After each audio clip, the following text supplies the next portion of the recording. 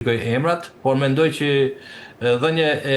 koha do ta tregoj dhe mund të shkojë si gjithë historitë e tjera të këtyre lëvizje apo të shpërthimeve dhe emocionale, të cilat në vetvete kanë edhe ato të vërtetat e tyre. Qartë, por zoti Rezi, duke rikthyer sërish tek strukturat ku edhe zoti Berisha e përmendi ditën e dieshme pra se Saliani dhe Ali Mehmeti kanë instancat ku duhen shprehur mendimet, por nga ana tjetër asnjëri prej tyre nuk i përdori dje këto instanca dhe ata zgjodhen të kenë një takim të pavarur. Dhe pyetja është se nëse instancat e partisë funksionojnë realisht, pse figurat më të votuara të Partisë Demokratike nuk i besuan atyre dhe u mblodhen jashtë këtyre strukturave? Nderuar, në rastin e lejohet bëjmë pak konspiracion, mbasi e kanë tentuar ta bëjnë një gjë të tillë dhe nuk e kanë arritur për shkak të faktit. A mund të ketë pasur një mungesë dialogu? Mund të ketë qenë edhe heshtra underground ku janë testuar, por përpjekjet kanë qenë edhe më parë dhe këto instanca që i përmenden kanë qenë, po themi, e kanë kryer misionin e tyre në kuptimin edhe shizbës që u kriju brenda PD-s, e cila gjatë periudhës së zotit Basha dhe gjithë ato të cilët ishin antar të Këshillit apo deputet grupi parlamentar, fillimisht u distancuan nga PD-ja aktuale apo zotit Berisha, ku ndodhi gjithë ajo përçarje dhe ato e provuan, që kjo nuk funksionon, ku zoti Berisha triumfoi, sepse për hir të vërtetës Partia Demokratike sot identifikohet me leadershipin e saj, me zotin Berisha dhe çdo përpjekje për ta krijuar një shizëm të re në kuptimin e asaj që tashmë u bë, janë të dështuara dhe si tillë është ndjek kjo rrugë nga këto emra të cilët dalin në flamurin e asaj që ne kemi një kartë morale për shkak të rezultatit dhe testimit të tyre në struktura në zgjedhje, por se sa e vërtetë është kjo bazuar në realitetin është për të diskutuar, sepse jashtë strukturave nuk besoj që kush mund të marrë një votbesim, pavarësisht emrave, se ndër të tjerë ka pas edhe të tjerë të cilët kanë marrë më shumë vota, por që nuk janë shfaqur sepse kanë ndjek edhe interesat dhe pragmatizmit e tyre, qoftë zoja Tabaku edhe të tjerë, dhe mendoj që edhe këto emra, të cilët janë pjesë e kësaj lëvizje, më së shumti shqetësimin dhe vëmendjen e tyre përqendruan tek ankesat ndaj brenda për brenda, qoftë në rastin e Durrësit, ku don konflikt të hyri, jo më ke vjedh, jo të kanë vjedh, dhe shkoi edhe një konflikt brenda strukturave dhe brenda sa që u adresua edhe në KQZ për numërimin e votave, ndërkohë që mendoj që nuk do të kenë fatin në kuptimin e diçkaje, në fatin në kuptimin pozitiv, në sensin e asaj që është e dëshirueshme një analizë edhe një shkundje e Partisë Demokratike në një vend apo një moment të cilit ai ndodhet ku shef vëshllëk dhe nuk inspiron dhe motivon njerëzit, strukturat, po nuk janë vetëm strukturat, po janë edhe elektorati i cili kërkohet të ngjiset rreth saj në mënyrë që të mundsohet ai rotacion. Gjë e cila Partia Demokratike në situatën si është nuk e përmbush dhe kjo lëvizje është edhe një sinjal dhe një mesazh për t'ju thënë që shkundeni, të mos shihni ratin edhe interesat personale, sepse është krijuar një bindje dhe mendim që po t'i pyetësh deputetët nominalisht, ato thonë e kemi në rregull gjërat, e kemi mirë, shumë mirë, ndërkohë që elektorati që i ka mbështetur, i ka votbesuar apo pjesa tjetër e popullsisë që kërkon një alternativë ndryshe, e shef me shumë pesimizëm dhe nuk ngjallin besim te kjo. Në këtë arsye mendoj që kjo lëvizje ka edhe të mirat, por edhe do parë edhe me një lloj racionaliteti në kuptimin e asaj që duhet një bashkërendim dhe një shkundje ndërgjegje e të gjithë, edhe leadershipit, po dhe të gjithë atyre që besojnë dhe kërkojnë një ndryshim në kuptimin nga vetja së pari dhe në pas të inspirojnë dhe të motivojnë të gjithë pjesën tjetër të strukturave, po dhe të opozitarizmit të tërësi.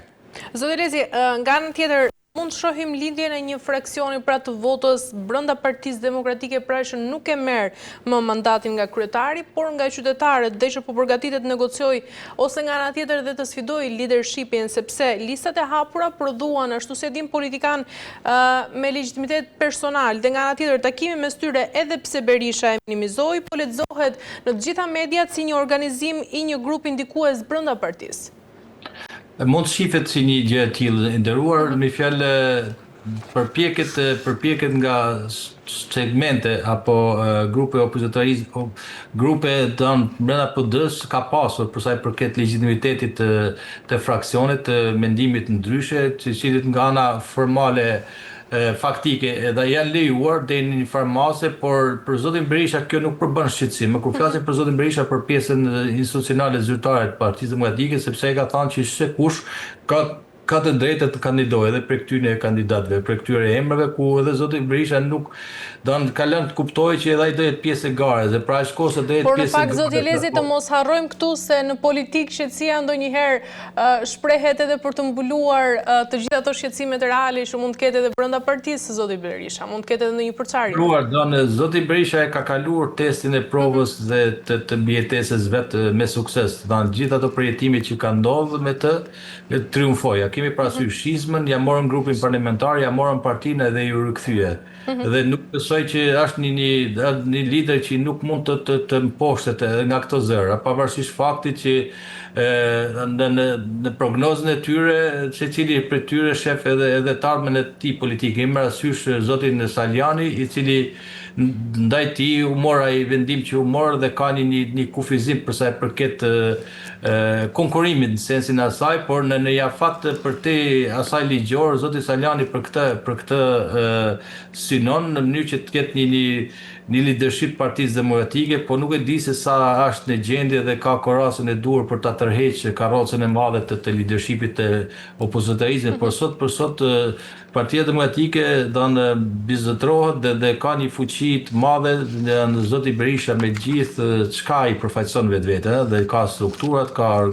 ato organet kryesore, Këshillin Kombëtar, ka kryesin, ka gjithë degët, dhe përpjekjet e këtyre që ta shtrin efektin e kësaj lëvizje në të gjithë, nuk besoj që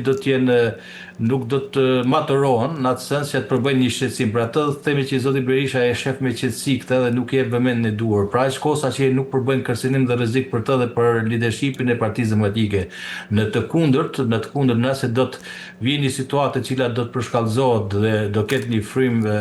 brenda për brenda e cila do të ngjallë shqetësim, atëherë kuptohet do të ndryshojë edhe strategjia e zotit Berisha, dhe mendoj që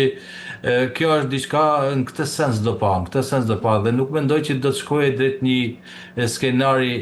ku do ketë fraksion apo mund të ketë edhe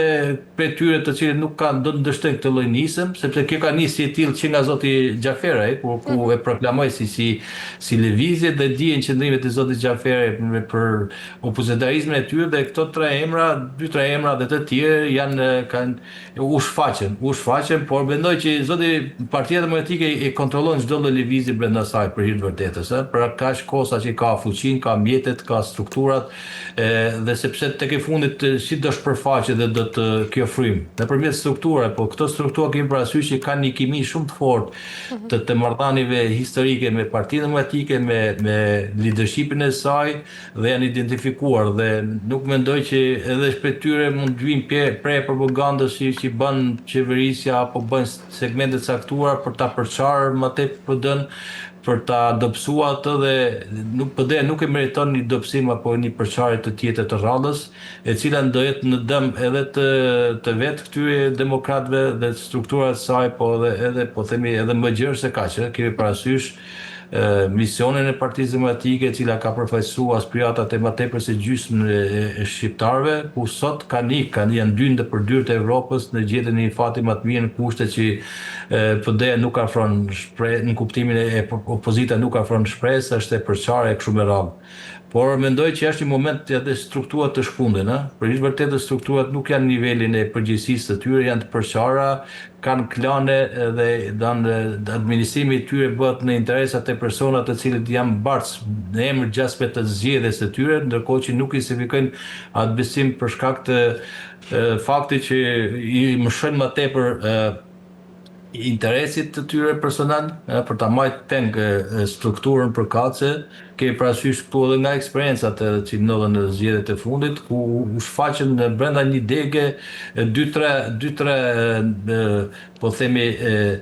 struktura të cilin paralelisht dhe në kundërshtim me njëra tjetrën punonin apo edhe luftonin, dhe nuk ishte garantuar ai kohezioni i brendshëm në mënyrë që jo vetëm për fitoren, por edhe për të gjallë besimin edhe demokratëve. Dhe në këtë sens mendoj që do parë analiza. Analiza, në PD-ja thot që po ka fillu analiza, nga ana formale dokumentat e saj në funksion të rezultatit i ka prodhu, por du të dale për te anës formale, them. Du të përthithe gjitha të element të cilët mendojnë ndryshe, dhe kanë diçka për të dhënë, për të ngjallë një shpresë, dhe këtu rasti i zotit Ali Mehmeti është për shpresë, si kundër e zotit Kalaj, që janë figurat pa kontestuara, por normalisht ky lloj mendimi duhet të thithet dhe të reflektohet në kuptimin e asaj që të gjenë vend edhe këto alternative dhe mendime edhe ndryshme, në funksion të asaj që Partia Demokratike të bëhet më e mirë, më e hapur, ku gjithë mendimi alternativ të përthithet, të bëhet pjesë e organike dhe shpirtërore e saj, sepse e ka lind si e tilla, pikërisht nga fryma demokratike, dhe zoti Berisha tha që gjithmonë ka qenë e hapur